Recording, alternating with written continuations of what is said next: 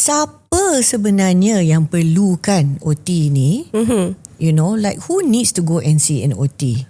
What does a OT session can look like, for example? Terapi ni bukan you makan hari ni esok you baik. Tak ada. Terapi is a process. Okay. Dan proses could be seminggu, could be 2 minggu, could be a year.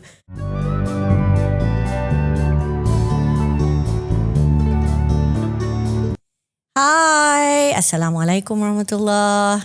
Hello everybody, it is Kita Family back to you again. Kali ni di dalam episod yang ke-96. Betul ke Kakak Zid 96? Betul. Dah 96 episod kita bersama-sama. Dan di sini Kita Family membincangkan perihal yang berkaitan dengan makna serta kepentingan hidup bermasyarakat, menghargai keunikan dan kepelbagaian sesama kita, meraihkan masyarakat yang berbilang agama, kaum, kepercayaan, rupa dan juga keupayaan. Kita menghargai hidup secara inklusif yang mengambil kira keperluan segenap lapisan masyarakat, terutama bagi mereka yang kurang atau berkelainan keupayaan. Inilah antara benda-benda yang kita suka bincang di Kita Family kan. Dan pada episod kali ini, I don't know if you can tell, I'm a little bit extra excited sebab kita ada tetamu. Dan tetamu kita ni sebenarnya, nak kata apa kan, ini adalah episod yang sangat overdue. Kalau kita fikirkan tentang topik dan tentang tetamu kita secara khususnya, kenapa kita kena tunggu sampai episod 90-an baru ada this kind of topic, right? But insyaAllah tidak terlalu lambat dan adalah sesuatu perbincangan yang akan membawa manfaat lah kepada kami di sini dan sudah tentu kepada pendengar Kita Family insyaAllah. Bagi pihak Kita Family, saya Nuri dan berbaju merah, merah and biru, adalah kakak kami SK, all the way over on the right. Apa khabar? Kami berdua je malam ni sebab nak cukup quorum 3 ni adalah dengan tetamu kami sekali. Everybody else that cannot be here, from Desiree to Ani to Didi, kirim salam to everybody, but they're not here. So kakak and I will try our best to see how we can present our lovely and wonderful and exciting guests in the best light possible, insyaAllah.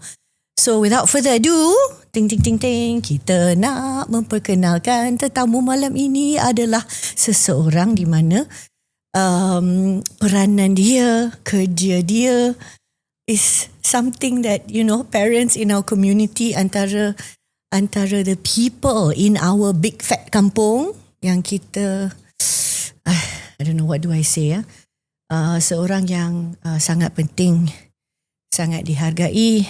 Kita a lot of us sangat bergantung harap kepada orang ni ya. And what are we talking about? We are talking about our OT, as in occupational therapist. Kita akan menceritakan tentang occupational therapy pada episod kali ini, ataupun secara formal dikenali sebagai terapi cara kerja. So to my right, or rather in the middle of Kakak SK and I, is Teacher Ayuni. Welcome Teacher Ayuni. Selamat datang ke Kita Family. Thank you for inviting. It was exciting actually to be here sebab kita memang dah tengok kita podcast for a while juga, and finally I'm here today. Thank you so much. Welcome. Thank you for kita team Kita Family. Okay, so I introduce myself. Yes, please. Okay, so hi everyone. I am Teacher Ayuni. Maybe people lebih kenal I as Teacher Ayuni. So I am actually a certified occupational therapist. So basically what I did adalah macam yang Miss Nuri cakap tadi, kita lebih kepada help the child untuk hidup.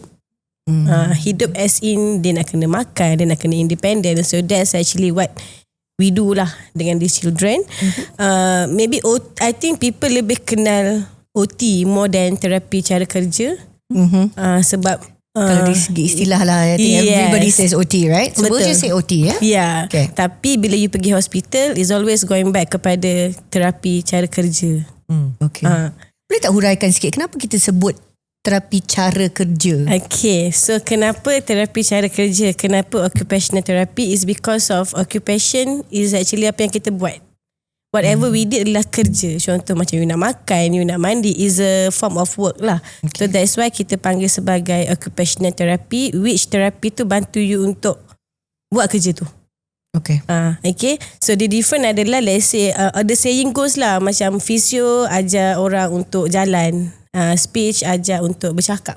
But then kalau untuk OT, kita ajar orang tu untuk menari. Menari. Yes.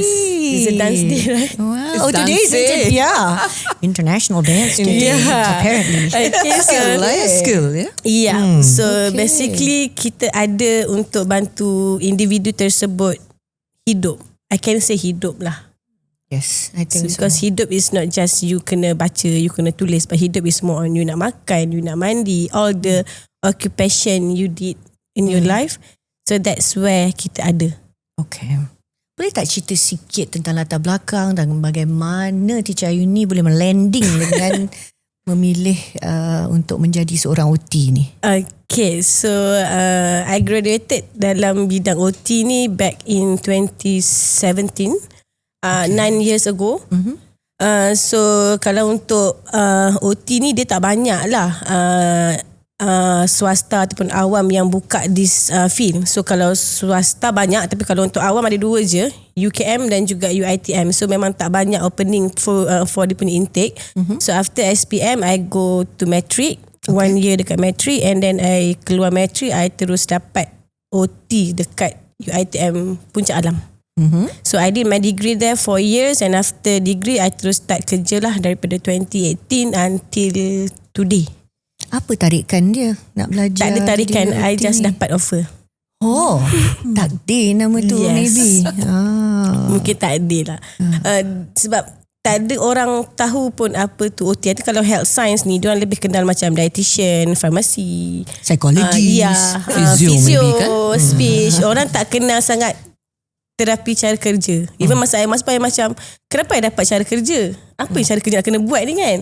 But when I went through the research and study a bit of the background, oh, this is what OT looks like lah. So ramai orang macam rasa macam OT ni best sebab OT ni banyak main.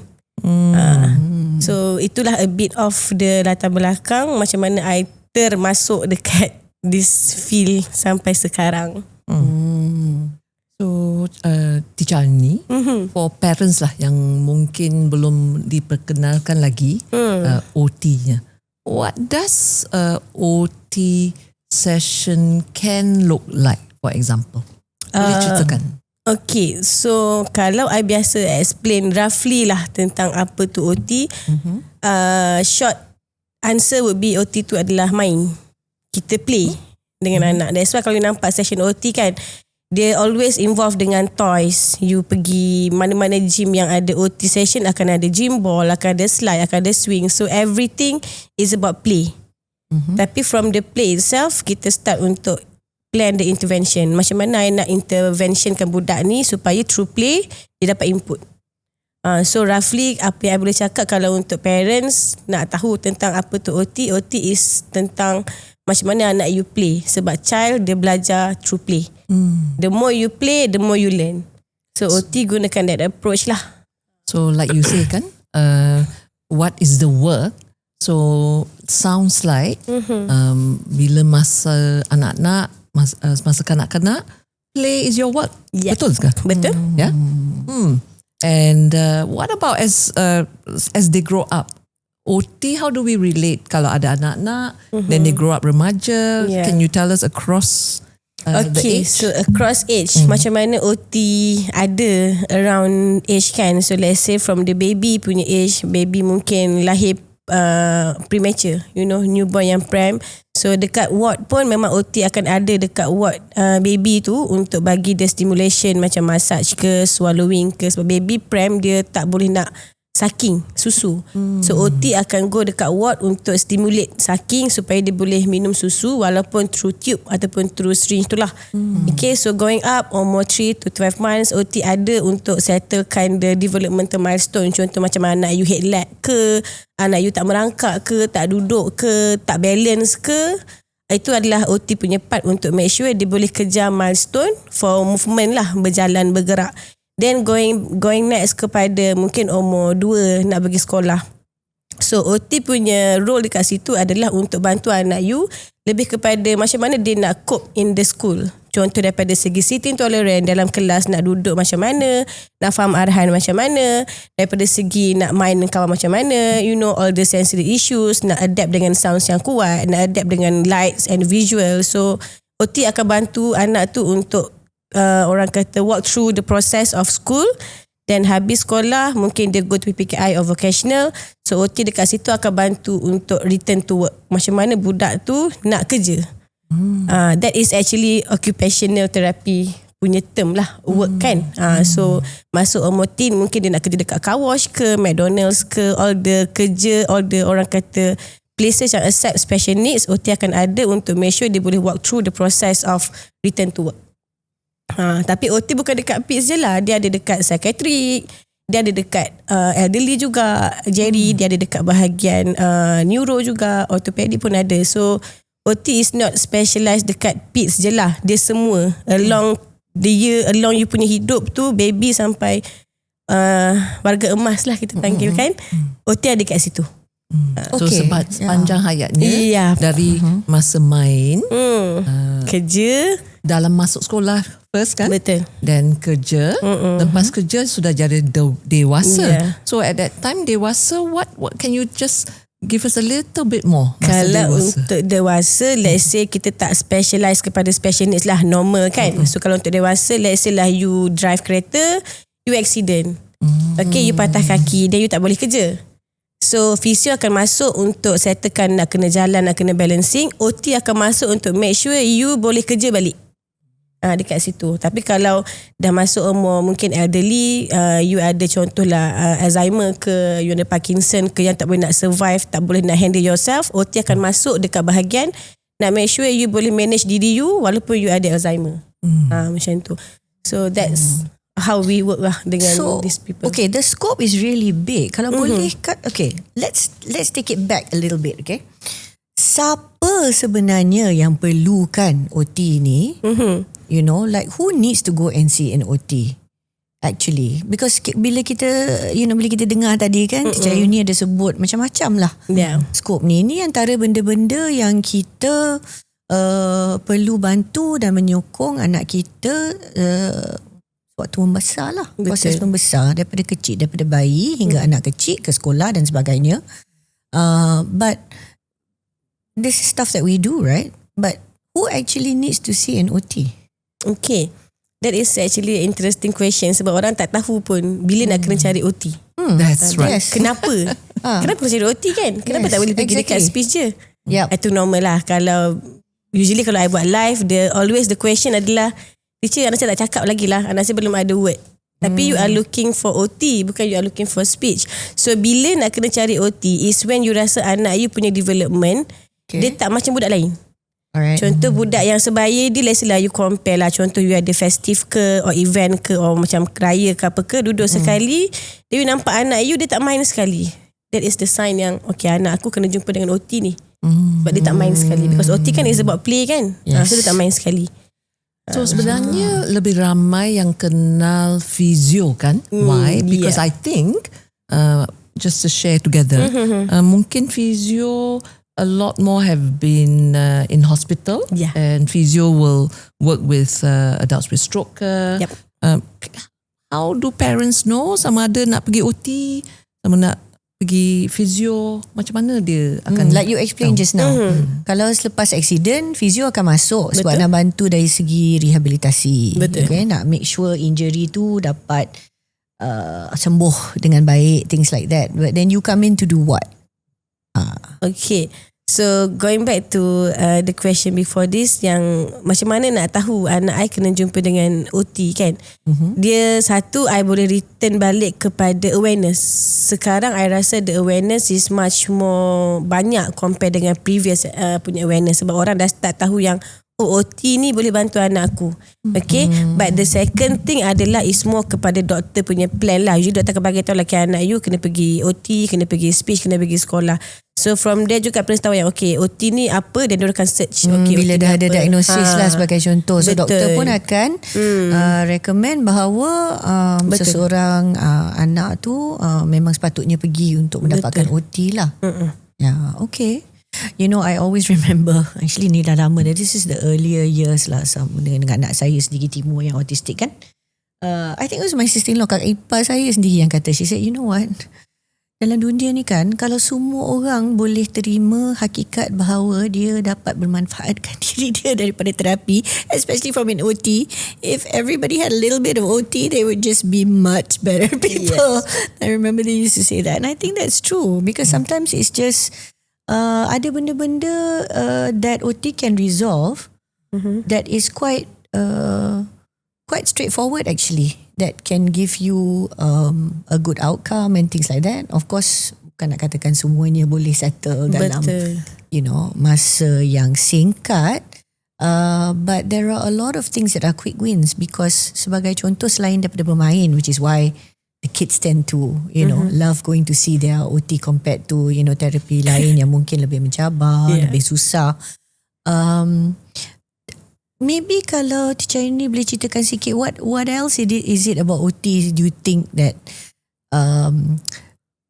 anak tu sendiri atau parents sendiri appreciate sangat? How come, I mean, I can go on and on about why we love you guys, but from your perspective, as somebody yang dah, dedicated, committed to this work dah hampir 1 decade dah. Like, almost. Why do you think we, look to OT so much? What is your main contribution to the kids selain daripada the play part? Okay. Alright, so basically kalau untuk children ni, I rasa every parents, apa yang diorang nak dengar adalah first word mama dengan dada. Of course parents akan look forward yang bila nak cakap mama ni, bila nak panggil I daddy kan. So every parents lah, tak ada satu parents yang akan miss out part yang dia dah boleh cakap mama. Okay, tapi the thing is, bila anak you tak boleh cakap mama, that is when kita akan bantu. So kalau untuk, let's say lah, apart from play, apa yang kita buat untuk OT dan juga anak-anak ni adalah satu, sebelum dia bercakap, there are a lot of criteria yang dia kena master sebelum dia boleh ada vocab lah. So contoh macam anak you nak bercakap, dia kena ada eye contact, dia kena ada respond, dia kena ada imitation skills, dia kena ada joint attention. So kalau those things tak ada, dia tak akan boleh keluarkan dia punya first word daddy pun. So for NOT, itu adalah apa yang kita buat. Kita bagi anak tu ready untuk bercakap supaya process of talking tu lebih mudah compare dengan you force juga cakap ayah 10 kali tak cakap juga ayah. So at the end of the day you akan frust. So kita masuk untuk bagi tahu dekat you yang anak you nak bercakap boleh, tapi you kena make sure development awal tu dia kena settle dulu. So maybe parents dia lebih rasa appreciated dengan OT sebab dia rasa macam anak dia lepas hantar terapi tu dah boleh respon, dah ada faham arahan. Sebab itulah kita punya main, orang kata target. Datang dekat OT, first nak kena make sure anak you pandang dulu. Second, nak kena make sure bila panggil tu dia kena respon, and then bila bagi arahan dia boleh faham. That's when dia ready untuk next fasa, iaitu speech, yang everyone look forward untuk bercakap. So actually all the things that happen in OT, kira inilah asas kepada betul perkembangan yang membolehkan seseorang itu untuk, well, not just bercakap, I think just to mengeluarkan bunyi, right? Mengeluarkan bunyi, correct. Just to even bersuara tu actually requires a lot of stuff that happens on the physical side, right? Actually I love what Teacher Ayuni is highlighting kan.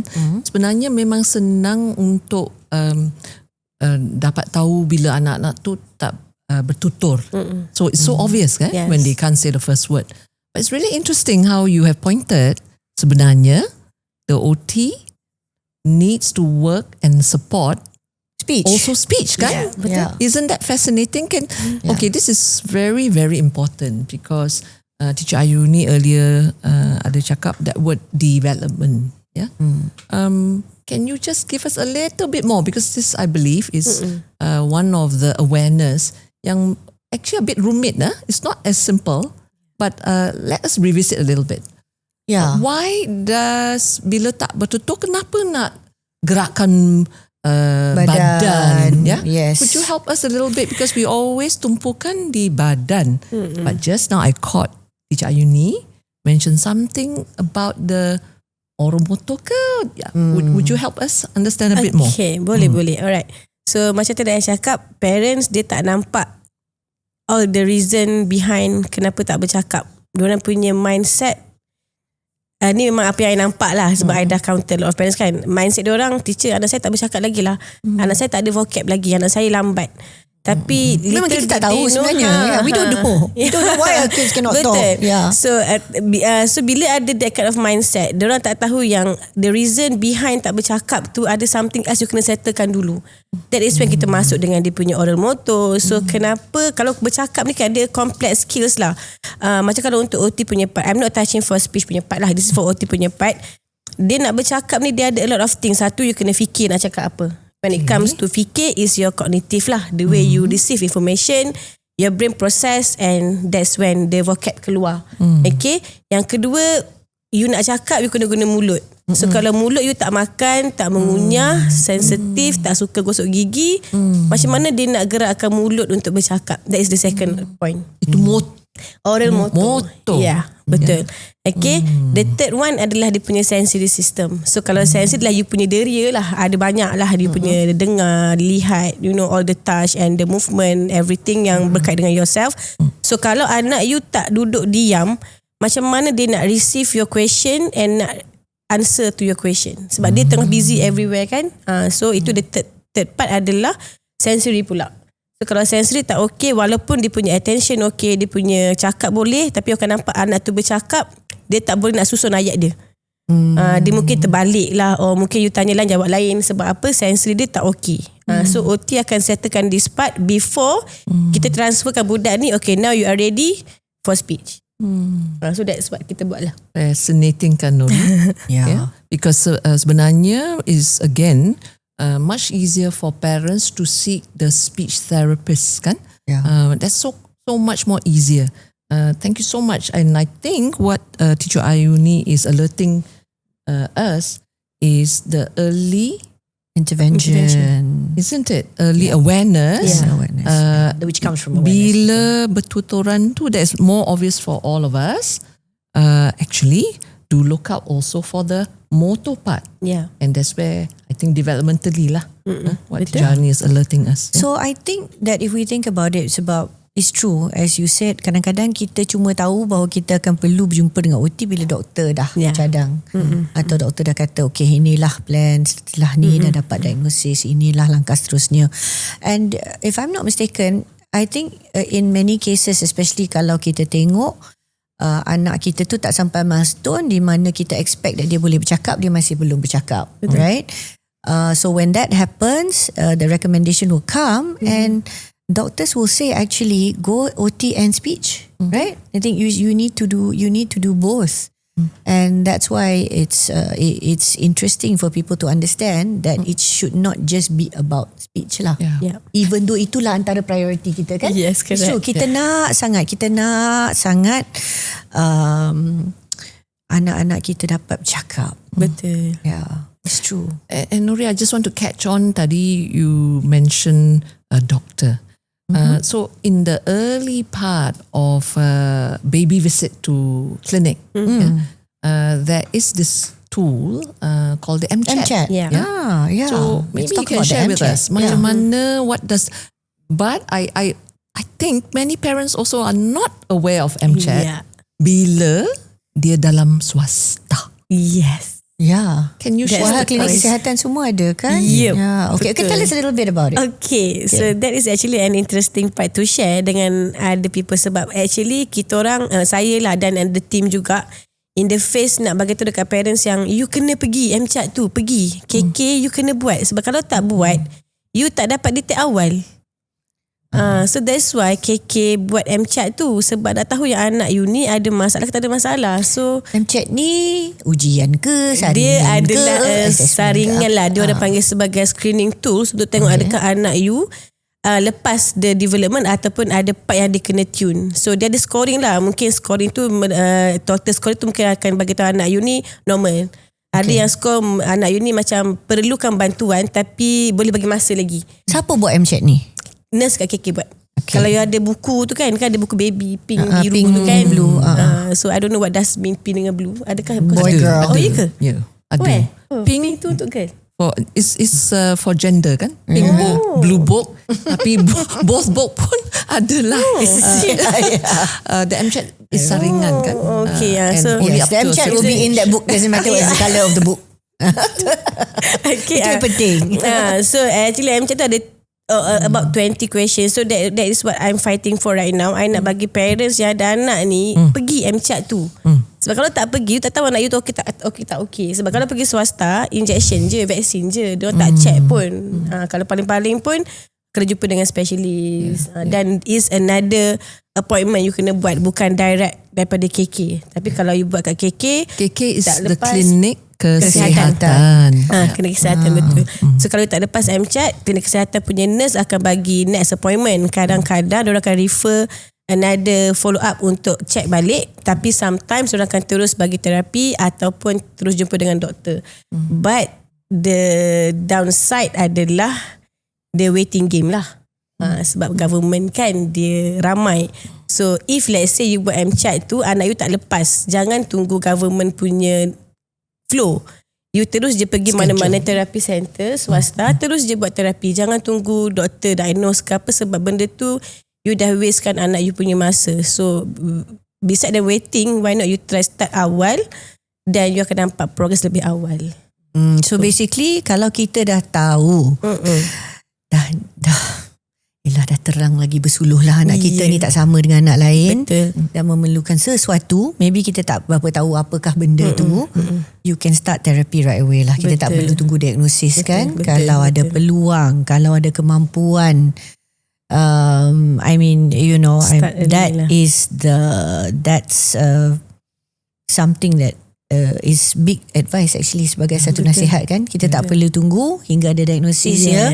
Kalau dah tahu, dah dapat tanda-tanda lah sama ada melalui MCAT ke tidak ke, ataupun kita syak buatlah benda-benda seperti MCAT ni dulu. So and the other interesting point also is tak semestinya everything will be done dekat bab swasta ya. Kadang-kadang kita ingat swasta tu lah the best place yang lagi yang lagi baik, lagi komprehensif, but it really depends, you know. So Tapi sebaliknya ya for MCAT, even ibu bapa yang pergi swasta is able to benefit from the blue book, because dalam swasta pun betul ke cik? Betul? Betul.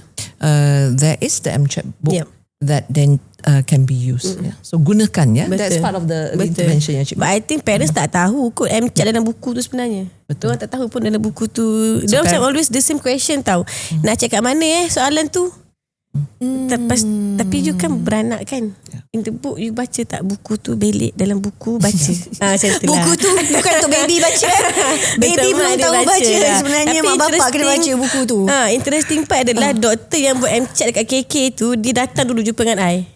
Sebab dia tahu yang anak I memang tak ada pass dengan teacher. So sebelum I check anak I sendiri, jumpa teacher dululah. Macam tu. So ramai sangat doktor datang. Saya tak nak buat MCAT dekat anak saya, so tahu dia mana dia akan fail. So before dia fail on paper, I bring him to you first. So you decide nak buat apa dengan anak I, nanti I settlekan dia punya MCAT. So maybe this what's going on there? No, well maybe you don't want to make a mistake sebab anak sendiri kan. I don't know. Sorry, what were you going to say kakak? I was going to say sebenarnya all this are available percuma, sama ada servis swasta ataupun at public hospital. So gunakanlah ya ibu bapa. Betul. It's not a competition to check, but it's a free benefit saringan. lah. Betul. Saringan. People, you can search on the internet for those questions. But the thing I rasa kan, kenapa orang tak check? Sebab orang takut gagal. Mungkin. Orang tak nak.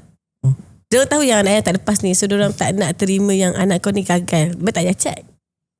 Tapi dah 2 tahun, sama jugalah, kau kena buat terapi jugalah. Sebab kalau you dapat awal detect, then you start early, nampak lebih banyak progress. So itulah. So memandangkan bahawa kita tahu keadaan nak menafikan ya, ataupun agak takut. Benda ni sering berlaku, right? Lazim berlaku. I mean, I think we can all relate to it. As parents ourselves in kita family, we've talked about this before. Memang kita pun sendiri memang pernah melalui lah ya. Dia state of denial ni it's part of being human jugalah. Because kita takut, tak tahu apa nak buat dengan sesuatu yang at least pada tahap awal ni dianggap sebagai bad news. What is it that you think, yourself as an OT, that maybe OT boleh bantu bab ni bila ada denial dan sebagainya, from your lens, your perspective, or what do you think OTs can do to help this situation bila kita dah nampak mak bapak is in a tough spot, but you actually know that anak dia ada masalah. Yes, ada masalah dan sebenarnya boleh dibantu juga. Betul. But how do OTs help in this kind of situation? Okay, so for that question, macam when it comes to accepting kan, memang tak ada orang dalam dunia lah, tak ada parents yang nak terima yang anak you ni special. Tak ada. Okay, sebab diorang at the end of the day, diorang terima sebab that's it. That's on the paper. So kena receive juga. Tapi untuk diorang receive tu memang diorang akan start untuk taklah anak I okay je. So from my part dan juga OT punya part, satu, kita akan highlight kepada anak tu punya perkembangan. So diagnose ke tak diagnose ke, normal ke tak normal ke, what's important adalah anak you punya keperluan. Sebab nanti anak you tak akan hidup always dengan you je. So at the end of the day nanti dia kena survive alone. So kalau you deny tak deny pun anak you makin besar. Okay, so kalau terlalu in the face yang tak anak aku normal, tapi anak you tak pergi ke arah your orang kata perasaan tu, yang akan rugi adalah anak you lah.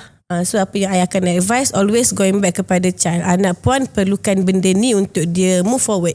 Dia nak pergi sekolah, dia nak makan. So regardless lah diagnosis apa-apa sekalipun, saya tak tengok diagnosis. Saya tak tengok kepada anak you ni autism ke ADHD ke tidak. Itu adalah on the paper. Tapi what's important for me dan untuk OT adalah macam mana kita nak bantu budak tu untuk survive dalam hidup as in independent. Mandi, makan, pergi sekolah. So that betul yang akan hadapkan supaya akan rasa macam okay, OT is not judging I punya anak, tapi OT ada untuk bantu proses anak I tu nak hidup.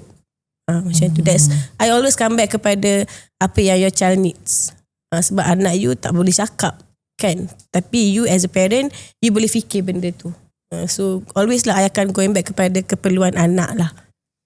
Okay, on that note, let's take a little bit of a break. Then we're going to come back.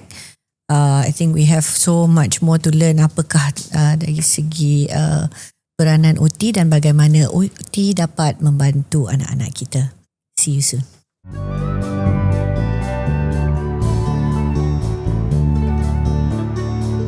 Okay, selamat kembali ke Kita Family episod yang ke-96. Di mana kami ada tetamu istimewa hari ini, Teacher Ayuni, iaitu seorang OT yang membincangkan tentang jurusan dia, which is occupational therapy ataupun terapi cara kerja. So Teacher Ayuni, tadi before the break kan, we started talking about peranan OT and the things you can do to help support bukan sahaja your actual client or patient, but also for the families and things like that. So I want to take it back to kalau kita tengok especially kalau dalam situasi katalah di mana ada pilihan atau bila kita nak melihat progress anak kita dalam session and things like that. What do you think the people you see, what should they be looking for? Yalah, kalau dia nak cari, nak jumpa OT, what does a good OT look like? Okay. Maybe you can also talk a little bit more about the training. I know then later kakak has some questions about that. Okay. Alright. Yes, boleh? How do you know you got a good OT? Macam mana? Apa Okay, that is actually question tu adalah question yang sangat orang kata crucial. Sebagai parent, when you are in the point of view of parent, you kena ada that question in your mind. Macam mana I nak cari OT yang betul-betul OT untuk anak I? Sebab everyone can claim diorang adalah terapis. Tapi yang menunjukkan dan menentukan you are a therapist is by cert lah, certified punya therapist. So kalau dekat Malaysia right now, all the therapists, especially untuk OT lah, you kena register dengan MAHPC. Dia punya Allied Health punya board. So setiap OT yang graduated, you akan dapat satu cert yang mengatakan you adalah certified therapist, dan you akan ada number license tu. Okay. So as a parent dekat luar sana, mungkin starting today you boleh try cari dekat luar. Kalau nak pergi therapy center ke jumpa dengan OT ke, first question should be, adakah you certified therapist? If you are a therapist and certified, you boleh tunjukkan you punya cert. Sebab memang cert tu untuk dipamerkan lah. Ya, sepatutnya lah. Ya, betul. Even right now pun I rasa KKM dah start buat visit nak tengok dekat centers. And then banyak freelance kan, kalau kita Betul. Even freelance pun selagi mana you graduated dalam betul-betul OT punya bahagian, memang you akan dapat cert tu. Okay. So it's a matter of freelance ke center ke, yang mana-mana betul-betul OT yang graduated daripada UiTM ke whatever campus you graduated from tu, memang you akan dapat cert sebab dia kena register dengan KKM. Bahagian kesihatan bersekutu. Bahagian kesihatan, betul. Okay. How about a persatuan? Yeah. Is there a persatuan? I think it's called Allied Health Yes, Allied Health Practitioner, Practitioner, kan? betul. And this That's the MAHCP lah. Yes. Malaysian Allied Health. Betul. And actually selalunya as ibu bapa or as patient, kami selalu segan, how can we challenge, kan? Macam mana nak challenge? So what do you could you advise lah parents or teachers perhaps? What would be a Malaysiana way nak mempertanyakan. What's a nice way to What's a check nice whether way your lah, OT is qualified, what is the right way to do. Kita pun tak nak lah macam straight away, tak belum apa-apa OT kita pun dah rasa offended. Okay. So parents pun macam macam mana, tapi but I'm not sure, tapi ada orang suruh kata check dulu tapi macam mana kena tanya, things like that. What's the right way to do it? Dia ada parent yang memang straightforward je. You ni certified ke? Straightforward lah. Memang Which is fine actually kan. Sebab itu dia punya right. You have the right to ask question. Hantar anak kan. And actually as an OT, you're not supposed to be offended kan. Yes. This is what they're supposed to ask you kan. Betul. You nak terasa senang, keluarkan jelas je tu. Kalau you terasa you tak ada rasa, maksudnya you bukan certified lah. You risau ke apa? Betul. Maybe sebab you tak ada tauliah. Betul. Sebab ramai kalau you look into social media, banyak je yang memang tak bertauliah, dan this actually dah jadi isu dalam kita punya komuniti OT sendirilah. Macam buat OT kan, memang dah cari cara macam mana kita nak mansuhkan all the uncertified. So one of the way KKM buat ni lah, registered punya therapist. So ada parent yang straightforward je, you ni certified ke tak? Sebab as an OT you kena jawab lah, I ada cert. So that's it lah kan. Tapi kalau indirectly, kalau OT ni dia punya orang kata skills ni, dia boleh baca budak, then dia faham why the child react that way. Kalau contoh anak you berlari kan, cuba tanya OT tu, kenapa dia kuat lari Kalau OT tu kata, sebab dia ni memang suka berlari, tu bukan OT lah maksudnya. Sebab dia suka. Sebab dia suka. Memang dia suka lari. Tapi kalau OT punya part, mungkin anak puan ni dia ada a bit of sensory issues. Dia mungkin tak settle dia punya prop ke, vestibular ke. Dan dia akan tanya soalan. Yes. Right. How frequent, apa yang pattern dia lari. Itu adalah OT punya base. Itu a simplest way you nak check. Betul lah dia ni adalah OT punya bahagian. I suppose sebenarnya there is an association kan? Betul. Because MOTA. MOTA tu. So MOTA is the Malaysian OT Association. Okay, very good. Because sebenarnya if you are a public sector or hospital base or government public or government hospital base, it is a requirement lah kan. Tapi there are also private, even though whether they are in hospital or private, may not have registered. So look out kan, look out for the registration of the association, ataupun now straight away for that MACP. Betul. Okay, terima kasih. Okay. Alright. So, let's go to tadi kita dah tanya pada awal episod ni actually what can an OT do, what sort of maybe the session looks like. And generally tadi ada teacher ini sebut tentang memang nampak banyak bermain. Sebab itulah cara anak kita, especially kanak-kanak lah, dapat belajar. Young people, you learn to play. But maybe bagaimana pada bab permulaan tu because I'm sure you have your own screening or your own assessment kan? Yes, correct. You takkan kata kita nak ambil je diagnosis bulat-bulat. Betul. Dan kita semua dah tahu setiap anak ni, setiap manusia actually, dia akan ada karakteristik individu dia. Betul. Right? So I appreciate just now when you said it's not just about diagnosis dengan label dia, tapi kita kena kenali anak, right? So what happens when you start off? You do your own screening assessment, right? Like how does it first time jumpa klien? Okay, so usually kalau the flow untuk OT assessment dia different dengan doktor punya report or mungkin school punya report. Sebab OT punya report is much more details on anak you punya level, anak you punya masalah. Kalau untuk first thing first, bila masuk, I akan tengok dulu how does the kid respond dekat I. Contoh macam masuk pintu tu, dia tu hilang. So the response is not there lah. Tapi kalau masuk dipandang tu, okay, mungkin ada respon ni, mungkin ada. Tapi you are already checking sebaik dia orang step into your room. Kadang-kadang bila dia orang ada tekan bell tu, tahu dah. Dia tekan ting tong tu, tahu dah budak ni ada masalah ke tak ada masalah. Sebab dia ting tong banyak kali. So dia dah stop ting tong. Sebab mungkin through the 9 years kan, I dah in the field. So a bit of the behaviour pun kita boleh tahu dah dia ni ada issue to fix lah macam tu. So first screening will be more kepada nak tengok, nak read the child. So training kalau untuk OT ni biasanya dia kena ada satu skill di mana you kena tahu nak baca budak. Or mungkin baca orang. As in macam contoh dia duduk pun macam gini. Mesti ada something happen. Kenapa dia react that way? Sebab every behaviour dia ada reason behind benda tu happen lah. Okay. So through the assessment kita akan analyse apa isu dengan budak tu, how does dia respond, ada perkataan ke tidak, daripada segi arahan macam mana, dia main betul ke dia campak, and then kalau daripada segi senarai question tu tetap ada jugalah. In a way interview dengan parents ke? Interview dengan parent is just to justify betul tak apa yang kita nampak dalam session dengan kat rumah. Macam tu. Sebab kadang-kadang dekat rumah mungkin okay, dekat center tak okay. So mungkin the reason dekat center tu banyak mainan, ataupun mungkin dekat center dia overstimulated, banyak toys besar, dan dekat rumah tempat yang dia punya comfort zone. So different. So dengan parent tu is more on question tentang does this behaviour happen dekat rumah juga. If yes, maksudnya anak dia memang ada masalah dekat part ni.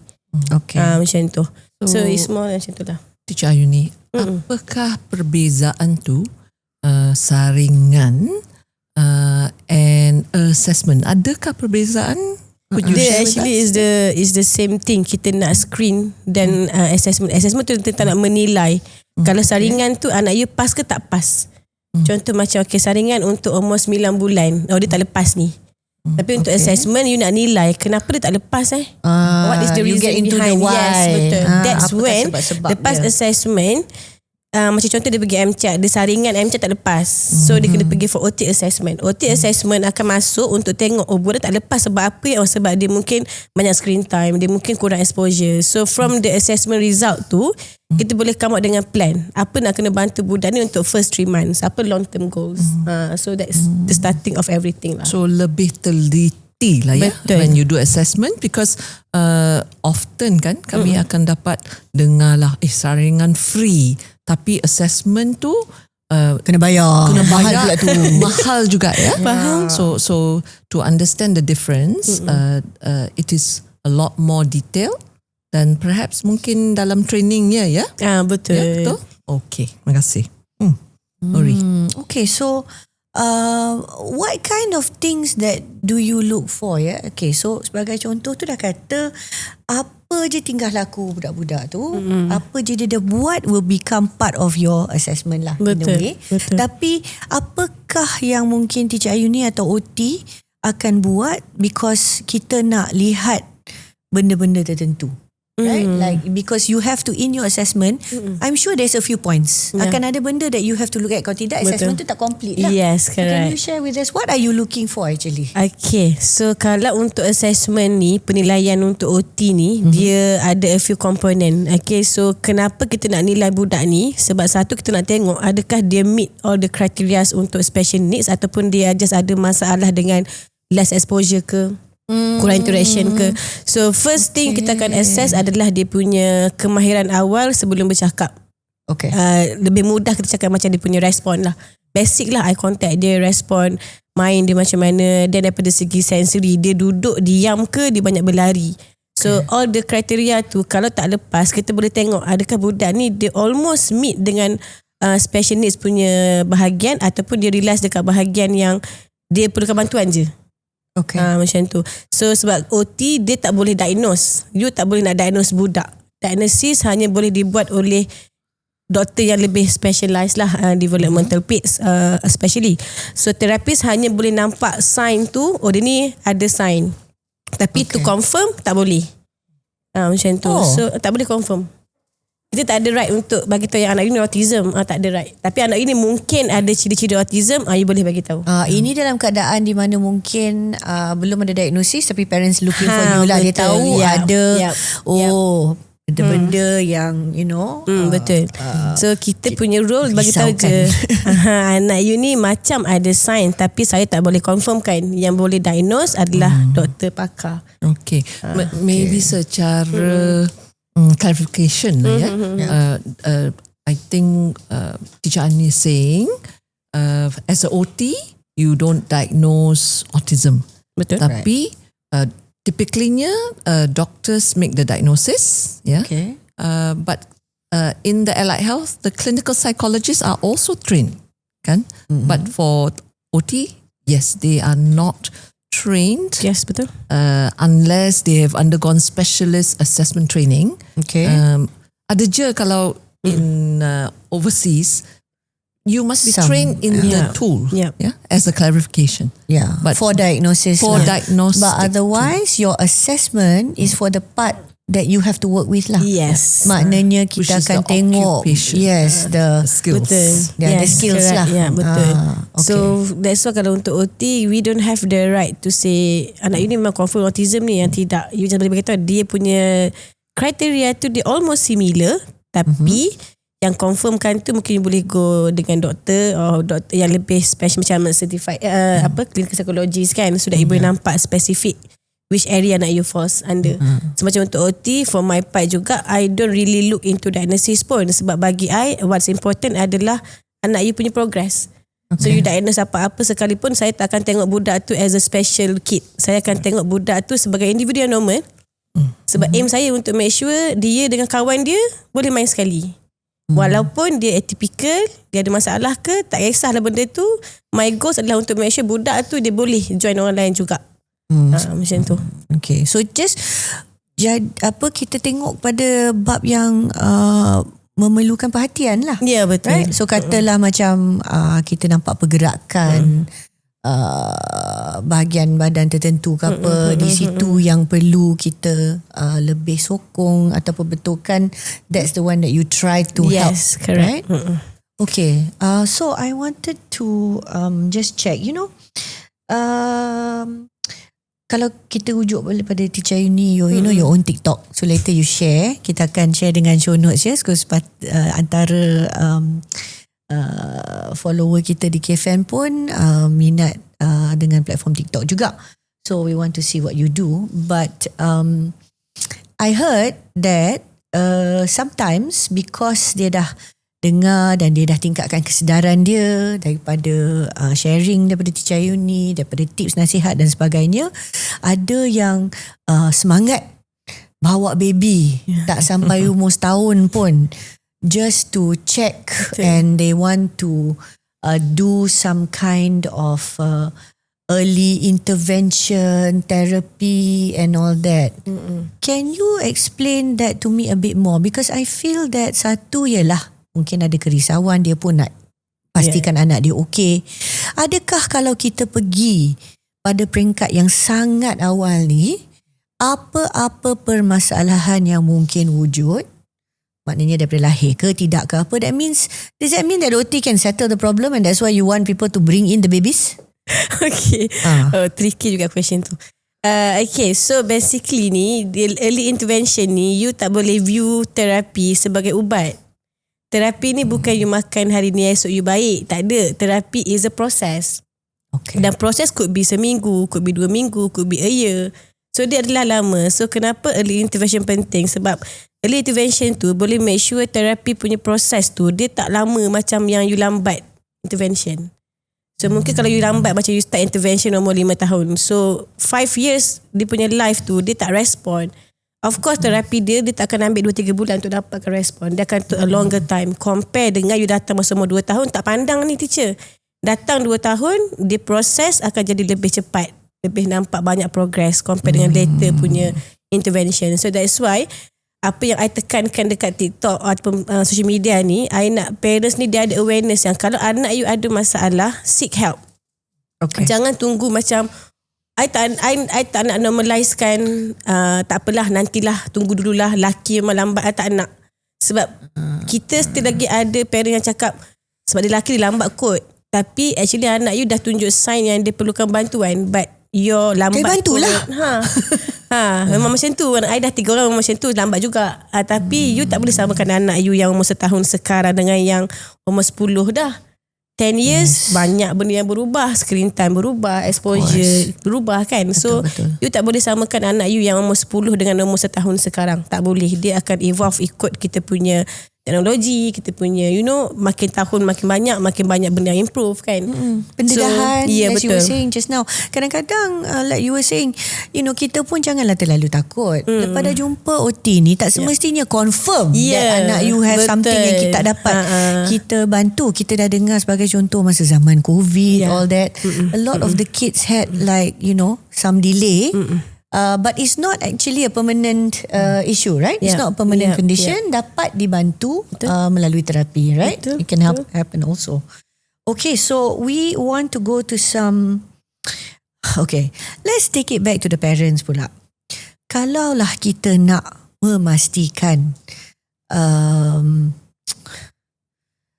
macam mana nak kata, the best outcome lah. Okay, apa yang kita nak lihat dari segi progress anak kita dan sebagainya. Can you share with us as an OT, what do you hope from the parents actually? Kalau boleh bagi tahu parents, kata okay lah parents, dah bersusah payah, dah make all the effort, dah kadang-kadang berbelanja duit, all that, nak bawa anak ke OT. Betul. You want result. Okay, kita nak pastikanlah anak kita akan menunjukkan respon yang positif dan sebagainya. What is it that we can do as parents, and maybe certain things kalau boleh jangan buat lah, right? Kalau because now we can share. No, let's share because you are not saying encik sekian-sekian, puan sekian-sekian, mama, tak ada. Ini kita cakap secara umum. Jadi I don't know lah siapa. Dia makan terasa lah, cuma makan cili dan but why don't we share supaya kita tak adalah, kita tak naklah jadi parents macam tu. Ataupun kita nak jadilah macam parents misali. Right? Okay, what should parents do? Okay, satulah apa OT hope daripada parents kan. When it comes to anak ni, kalau boleh you jangan terlalu senangkan anak. Betul ke I? Senangkan tu maksudnya Ana ambil lah iPad. Mami pun senang lah sebab anak dengan ni kan. Macam tu. So kadang-kadang you kena bagi anak you rasa susah like sikit. Okay. Macam nak something janganlah you bagi terus. Tunggu dulu, tengok dia buat apa lepas tu. Okay. Sebab parents punya normal lah, even I punya family ke apa ke, Ana. So kalau you buat terapi pun, I buat terapi, kau ajar dia nak something, point. Yes. Say you nak open your hand. Tapi kat rumah, nah. So macam mana kita nak make sure the progress tu consistent. Itu je yang terapi minta daripada parent. At least you kena play role juga dekat rumah. You tak boleh simply macam tak apalah kat rumah kan, ambil lah. Tapi terapi lain, rumah lain. Ya, tapi you kena faham terapi tu mungkin once a week. 1 hour pula tu. The remaining 6 days a week times dengan 24 hours kat rumah. Macam mana benda tu nak bantu anak you punya progress. So we look forward dekat parent untuk you participate sekali dengan terapis. Apa yang kita advise, kalau boleh buat. Sebab bila kita advise kan, pun kena buat sekian-sekian. Tapi when it comes to that situation, anak dia tak ada perubahan. Macam kenapa dengan kita okey, dengan mak tak okey? Sebab kat rumah mak dia rasa macam tak sempat lah teacher, busy lah, ada anak kecil lah. Tapi you nak progress from kita. Okay. So It's a bit dah macam berusaha. It's not easy kan. mungkin orang akan rasa macam senang lah cakap terapis. Tak, sebab you bayar terapi kan, betul, you pay for the therapy dan you nak progress. Tapi kalau terapi tu twice a week saja, you tak pernah rely kepada terapi semata-mata. You kena buat kat rumah juga. Dan if I can add on dekat sini, mungkin apa yang kita nak adalah your trust lah. Sebab parents rasa hantar 2 kali, tak bercakap pun budak ni. Dah hantar 2 kali dah. Tapi baru 2 kali, orang lain hantar 7 tahun baru bercakap. Betul. Kan? Yeah. So somehow parents ni dia sangat macam rushing lah, hantar OT ni nak kena cakap juga esok. Again, early intervention ke Asal terapi nampak macam tak ada apa-apa progress pun. sakit hati. Macam tu lah. Sebab yelah macam terapi, macam saya cakap lah, dia bukan ubat you makan terapi hari ni esok anak you normal. Tidak. Macam ubat You demam lah kan. Kita nampak ubat demam dia tak jadi juga. Tak ada mana. Macam tu. So dia bukan Cuma ubat. Dia adalah a process, dan proses is a time. You kena commit masa, you kena commit dengan you punya effort juga. Dia bukan one way. You kena work both ways. Parents dan juga terapis kena sama-sama supaya you punya goals tu achieve lah. Jadi kalau you expect hantar 2 kali nak bercakap terus, lepas tu you salahkan terapi, ni tak okey lah. Terapi ni dia tak buat kerja dengan anak I pun. Baru 2 kali session. Tu pun 2 minggu sekali datang. So jadilah partner ya. Yeah. Partner dalam So sesi. that's what we macam plan. kita nak dengan parent lah. At least bila you dah hantar anak, you actually sign darah lah dengan terapis ni. I kena buat kat rumah agak. Wow. Macam tu. So that the progress cantik. InsyaAllah. Okay, that's good advice. Jani, maybe following that, share with us what is that misconception lah, or misexpectation ya, about Selain OT. daripada magic. OT ni semua suka dengar, semua suka OT. Tapi kenapa yang nampak kita dah pergi sebulan tak ada apa-apa pun. Selain daripada tu, what is any common misconception atau something you want to correct, or something that you really want to tell people about, this is what it is to be OT, or what is OT. Okay. Share the misconception and what you really want people to know instead. Okay, alright. So misconception, satu benda yang kalau saya boleh fixkan lah, is parents punya orang kata mindset tentang anak tak bercakap. You know, everywhere you pergi, even kalau I buat live kan, 200 comments masuk, semua yang anak tak bercakap. Tapi you tak tahu nak buat apa dengan anak tak bercakap, dan you rasa macam teacher 3 tahun tak bercakap tu okey kan. Lepas tu I jadi macam tak okey lah, tu pun dah 3 tahun kan. So misconception adalah jangan rasa anak you tak bercakap tu benda yang normal. Dan yang kedua, jangan rasa anak you tak bercakap tu semua tentang speech, semua tentang pertuturan. Kadang-kadang tak bercakap ada benda lain behind. Sebab tu penting untuk you go for screening, whatever screening lah, OT screening ke, speech screening ke, go for that orang kata area, dan you akan dapat tahu yang anak you tak bercakap sebab apa. So jangan jadi macam you know, mungkin culture lah kot ataupun orang kata community yang tak apalah, okay tu awal lagi. So kalau boleh jadi parents yang nak tukar conception yang tentang bercakap tu bukan sekadar bercakap, tapi ada benda lain yang involve dengan bercakap. Dan jangan normalizekan, tak apalah dia lelaki, tak apalah memang lelaki lambat, tak apalah dia kecil lagi, dia okey je ni. And then kita nak juga kemahiran untuk berkomunikasi. Betul. Kan. So kadang-kadang kita nak communicate ni sekarang ni macam biasa pun, antara orang yang memang boleh bercakap pun, you can text. Betul. Right? It's okay. There's many ways lah sekarang ni kata kita boleh berkomunikasi, and itu lebih penting lah. Kan at the end of it kita nak tahu juga anak kita tu fikirkan apa, dia perlukan apa. I think that's the other thing. Sometimes kita as parents, sebab kita nak sangat dengar bunyi tu kan. Betul. And then macam as though tak ada cara lain. Mulut je kena gerak. Maksudnya lah. So itulah kalau the misconception, we more on that part lah. And then cara kita view assessment tu is not something yang you datang assessment nak you confirm ada masalah. Tidak. Datang assessment untuk menilai sahaja. Okay tak okay tu nombor 2. You nak buat terapi, kita nak buat terapi tu nombor 3. Datang dulu, at least you dah take first step. Nak tengok anak I ni okay tak okay. Kalau tak okay teacher, what's next? Apa yang I boleh bantu? Sebab kalau you tak start dengan first step, you tak tahu yang anak you ada masalah. So just go je for assessment ke, jumpa dengan doktor ke, pergi je. The result ke or step ke, itu adalah nombor 2. At least you take the first step lah. Yeah. That's really important. Kakak, I think it's been an amazing conversation. Takes me back to the earlier days. And yeah, of course reminds us, how much OTs have been parts of our life. Anything you'd like to bring up or ask Teacher Ayuni before we finish up, and I let Teacher Ayuni have the final word? But I think I want to terima kasih lah Teacher Ayuni in alerting this connection between bertuturan that connected to movement. Yeah, so I think that is a very important awareness that we can look out for in the role of seeking that OT support.